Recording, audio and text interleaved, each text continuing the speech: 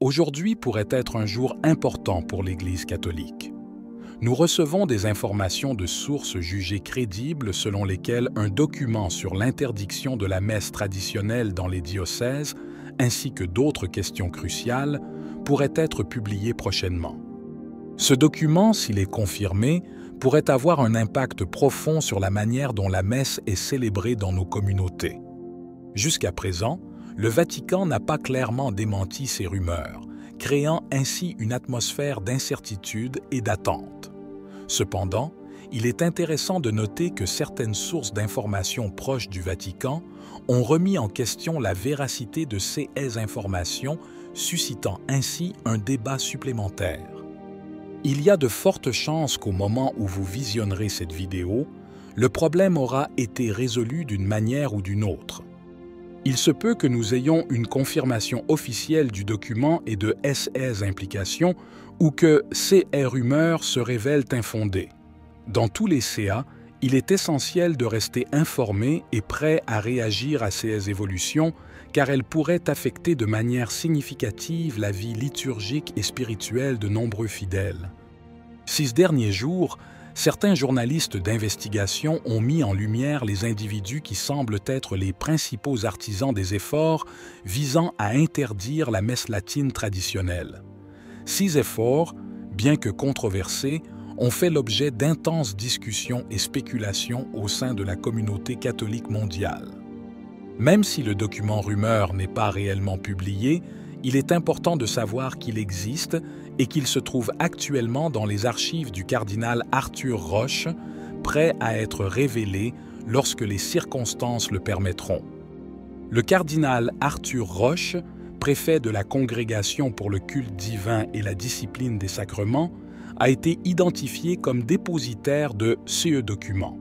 Sa position et son influence au sein du Vatican font de lui un personnage clé de cette controverse. Mais Roche n'est pas seul dans cet effort.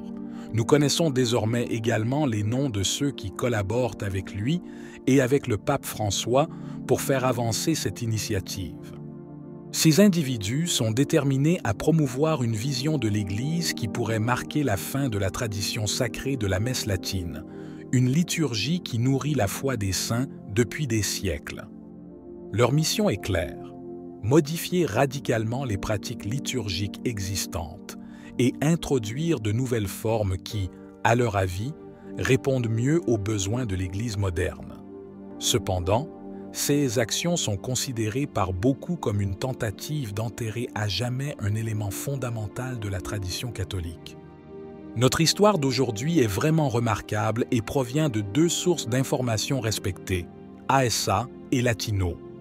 Le titre qu'ils ont choisi pour cette révélation est « Les espérances cardinales de Manager Vittorio Francesco Viola, nommé Madinger Nada, dont le but, avec le cardinal Parolin, est d'abolir définitivement la liturgie traditionnelle. » Ce titre souligne la gravité des accusations et les ambitions des protagonistes impliqués.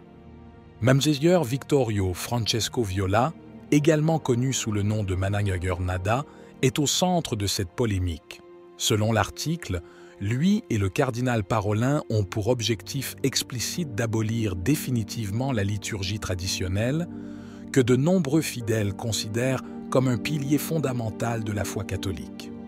Cette liturgie, célébrée en latin, est au cœur de la spiritualité catholique depuis des siècles, nourrissant des générations de saints et de fidèles.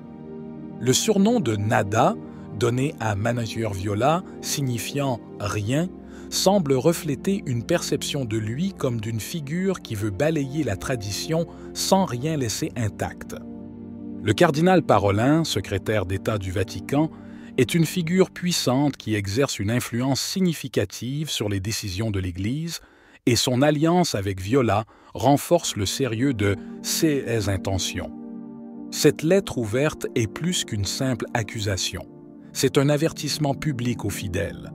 Cela suggère qu'il existe des forces au sein de l'Église qui travaillent à changer radicalement son orientation liturgique et spirituelle. Pour ceux qui sont liés à la tradition, c'est un appel à la vigilance et à prendre position pour protéger la liturgie qui leur tient tant à cœur. Sa divulgation a été faite pour attirer l'attention sur ce que les auteurs considèrent comme une tentative délibérée d'éradiquer un élément clé de la tradition catholique.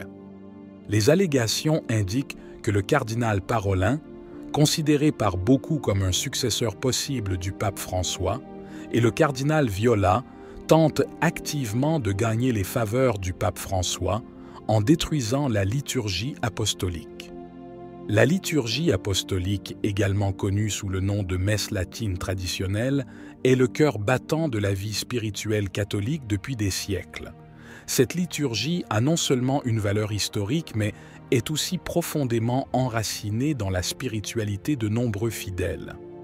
L'animosité que semblent éprouver les cardinaux Parolin et Viola à l'égard de la messe traditionnelle est réelle et tangible. Selon la lettre, cette animosité vise précisément la liturgie qui nourrissait la foi des saints jusqu'il y a environ 60 ans, avant les réformes liturgiques introduites par le Concile Vatican II.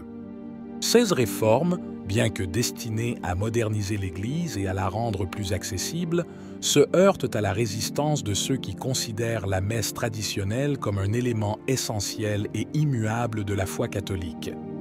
La principale accusation est que les cardinaux usent de leur influence pour introduire des changements qui, selon les signataires de la lettre, risquent de s'aliéner une partie importante de la communauté catholique. La lettre souligne l'importance de cette liturgie non seulement comme acte de culte, mais aussi comme symbole de continuité et de lien avec les racines historiques de l'Église. Le pape François prépare son prochain consistoire, un événement important qui ne passe pas inaperçu au sein de la curie romaine.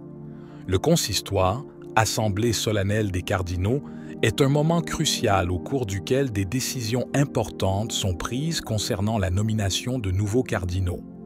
Ce processus crée de nombreux bouleversements dans le monde de la curie, où les ambitions sont à l'ordre du jour, discrètement ou ouvertement. Parmi ceux qui sont au centre de l'attention se distingue Madiameger Vittorio Francesco Viola, un homme de 60 ans qui occupe actuellement la fonction de secrétaire du dicaster pour le culte divin et la discipline des sacrements. Ces ambitions ne sont certainement pas passées inaperçues. Elles sont en effet très visibles et attirent l'attention dans un environnement connu pour sa cruauté et sa dynamique de pouvoir complexe. C'est un personnage intéressant et controversé. Sa position de secrétaire du dicaster lui confère une influence considérable sur les questions liturgiques de l'Église et son approche de la réforme liturgique a suscité de nombreuses controverses. Ces ambitions de gravir davantage la hiérarchie ecclésiastique sont évidentes, et de nombreux observateurs pensent qu'il s'efforce de gagner les faveurs du pape François et de ses alliés au sein du Vatican. Dans ce contexte, la préparation du consistoire représente non seulement un événement formel, mais aussi une opportunité de mieux comprendre la dynamique interne de la curie et les orientations futures de l'Église catholique. Viola a assumé le rôle de gardienne de la réforme liturgique dans un contexte de débats et de controverses intenses. Son poste actuel le considère comme le successeur d'Annibale Bugnini, connu, entre autres, pour ses commentaires provocateurs à l'égard des traditionalistes. Bugnini a plaisanté en disant que les traditionalistes l'accusaient d'avoir réalisé ce que Luther n'avait pas réussi à faire, détruire la messe romaine. Cette anecdote met en évidence le caractère radical des réformes liturgiques soutenues par Bugnini et ses successeurs, comme Viola. Cependant, la promotion de Viola à son poste actuel n'a pas été sans déception. Viola était considéré comme un jeune loup, ambitieux et travailleur, avec des aspirations qui dépassaient le simple rôle de secrétaire du dicaster pour le culte divin. Son ambition était clairement de devenir préfet, une position de plus grand pouvoir et d'influence sur les affaires liturgiques de l'Église. Cependant, cette aspiration ne s'est pas encore concrétisée, ce qui suscite un sentiment d'insatisfaction. Viola continue de naviguer dans un contexte complexe où ses actions et ses décisions sont soigneusement examinées par les factions progressistes et traditionalistes de l'Église.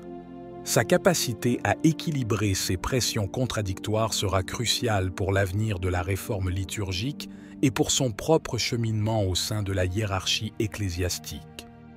Qu'en penses-tu? Si vous avez aimé la vidéo, commentez « Amen ». Que Dieu te bénisse.